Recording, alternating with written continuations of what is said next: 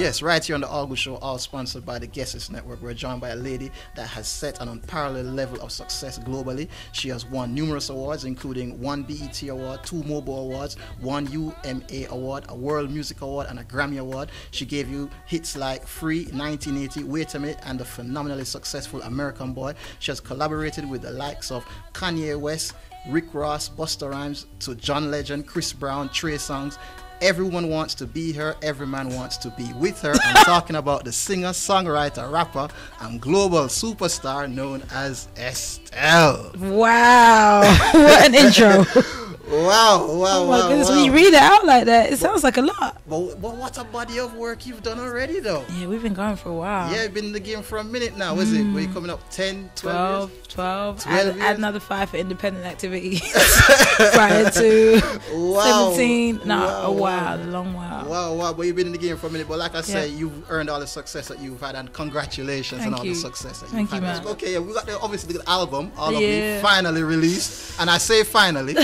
Me and my 4 years. You're your 4 years. Do you feel like maybe like our pregnant woman would feel? That's overdue. Yes. You know? Yes. And everybody's waiting for this baby to be delivered. Everyone's looking at me like Jessica Simpson right now. Like, when is this baby gonna come out? Exactly. No, it's been 4 years. It's been a while. But I have to live through the stuff I write. You know? I can't just sing songs to sing them and put them out. I'm not good at that. Okay. You know, I'm good at what I know, and what I know is talking about what I know. Okay. You know? So we have to live it basically before you write it. Before I write, but now I'm kind of going through it and writing it at the same time. Okay. I've learned this whole new skill. It's a thing. When I feel an extreme way, I'll write. Okay. You know? Okay. Instead of talking about it, I'll just put it down on paper. Okay. You know, Right. Okay. So you've been quite successful.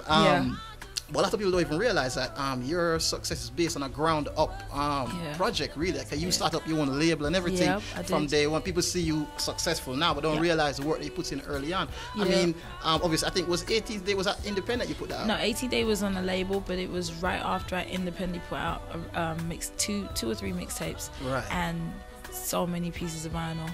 I remember I say so many pieces of vinyl because every single thing I did, it's not like when I started, it wasn't like now where you could just email a track to a DJ. Right. I had to print out vinyl if I wanted the DJ to play it. So I would spend my own money and print out the vinyl and take it around to the DJs and get it played. Wow. And it was a whole moment because it was little old me, half the size I am now, looking like a little boy out here like, yo, play my raps. I have the vinyl. Barely able to see over the damn DJ booth. Can you play this? It was a whole moment, you know. So I learned a lot. Now I'm 3,000% aware of everything all the time, you know, and it put me in good stead as far as like letting people that do their jobs for me as far as getting my record played, letting them do it.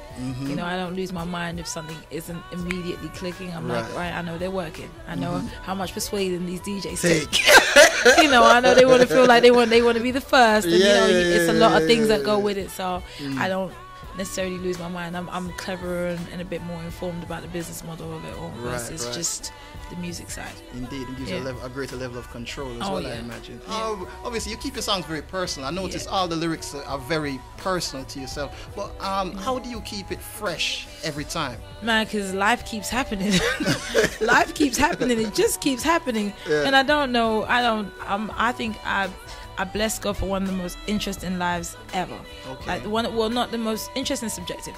I bless God for one of the most, to me, amazing, full of twists and turns, and can never predict this happening to anybody lives ever. You know, like from the way I started as an independent to getting signed, to meeting John and Kanye, to American Boy doing what it did, and me not even physically being present 90% of the time of that happening. It was amazing. I was on airplanes. I lived on airplanes for the past 4 years. You know, in between recording. That's what takes time too. So I just couldn't. If somebody had told me 2004 that this was going to happen and I'd be here right now, I have no clue.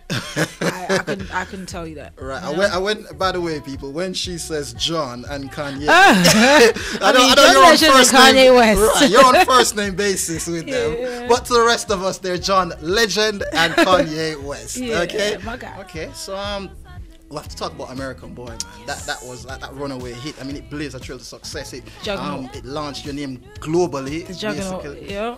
You know what I mean? So exactly.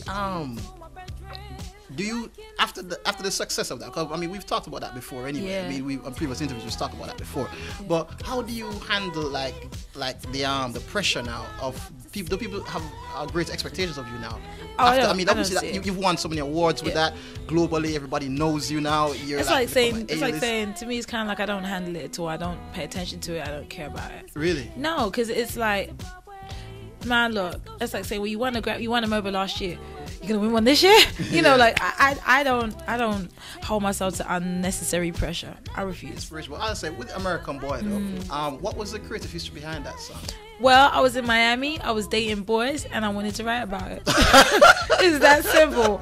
I was running from one situation here where I had to leave, you know, and it was a whole. Now I'm gonna go see what's in the world, you know. And I went out and I stayed. I was in Miami. I was having fun. All the men there don't really have clothes on when they're by the beach. It's fantastic to look at. It's when I become super visual. It's like, oh, God have mercy. Look at that. You know, I have moments. And it was fun. I was 27. And I was in Miami and I was getting my new career popping, you know, my second album in the situation that I loved and I was happy with. I was having fun. Right. I didn't think that song was going to make the album. Really? It sounds nothing like Shine, the rest of Shine. So I didn't think it was going to really be the record that lost its mind. You know? And then it did. And I guess we're here. Here we are. Yes. Shallow, cause all my clothes designer. Dress smart like a London bloke. Yeah. Before he speak, his suit be spoke. Woo. And you thought he was cute before. Look at this peacoat, tell me he's broke. Woo. And I know you ain't into all that. Okay, the brand new album, obviously you've got All of Me, finally delivered to us. Yeah. All of you. And so that features Rick Ross, Chris Brown, Trey Songz, Janelle Monáe on there. Which features particularly stand out for you and why? Well, the Chris Brown and Trey Songz joint. Okay. Because that was just us being cocky. International it's called, isn't it? I mean, you heard how much you traveled in the space of a month. Yeah. Now imagine this month replicated over a 4-year period. Wow. You know, I think somebody calculated that I've been home for 357 days. I've been away from home 357 days out of 365 days in the year. And you really think about how much time you spend traveling, how much time you spend in different countries. I live on a 24-hour basis. You know, like whatever I'm doing in this 24 hours is everything. We're gonna go ham. I might drink champagne in the afternoon, just because tomorrow I might be in an airplane for 24 hours. Yeah. And I don't know what I feel. I hate the feeling of that. So right here, right now, while I'm on the ground, I'm gonna lose my mind. I'm gonna go ham. That's what's gonna happen. No, you know, and when you live as intense and as extreme as we live, you learn to appreciate it, you celebrate it, and you go hard. Right. And we're thankful for it. We get paid, we do what we do, we get to travel. Man, I'm in it. I love it. Right. Yeah. Okay, that's one of my favorites. Okay, so that's international featuring Chris Brown and Trey Songz. A good joint as well. Okay, so the first single that reintroduced you, after the long wait from the album, was that "Break My Heart" featuring Rick Ross. Okay, obviously quite a visually engaging video on that one as well. That was intense. It was quite intense. So exactly, what's the creative history behind that song? And obviously you had a remix as well. Yeah. And some of the lyrics on that. I mean, has Mommy heard? Mommy's heard it. Has Mommy Mommy's heard it? been to my show. She's heard everything. She's heard it. My mom co-signs my life. You know, she realizes that I'm a 32-year-old woman. I think when I realized, my mom realized that I was a grown-ass lady, was when my younger sister got me a vibrate for Christmas. This is really, I was going to put it out there, why not? She did. And me, my mom and her huddled in the bathroom and we're looking at it like, oh, look at this. It was amazing. I said, oh my God, I'm with my mom looking at vibrators. And yet still, I'm scared to curse in front of her. This is a whole anomaly that is confusing. You know, African childhoods, West Indian childhoods, you understand. A dynamic that people don't understand. I will never understand. Right. But, you know, it's a respect level you have, but she gets it. She understands that, you know, we're real human beings, and she's happy that I'm living, and I'm progressive, and I'm not doing anything stupid, and I'm not out here, you know, with 20 kids and can't take care of them, and you know, and I'm doing better than she did. You know, that's all she ever wanted was for me to do the next level better than she did, or 50 levels better than she did, you know. And I think she did pretty good. Yeah. You know, for a lady with 9 kids and not any real support, she did exceptionally well because I exist. Exactly. You know, so yeah, I still get nervous though. You know, I curse a lot, and she definitely looks at me at the corner of her eye and walks to the other direction. But you know, it is what it is. Indeed. She understands. Okay, so bring it back to the music. Yeah. Break My Heart. The creative history behind that song, and obviously the video itself. Yeah.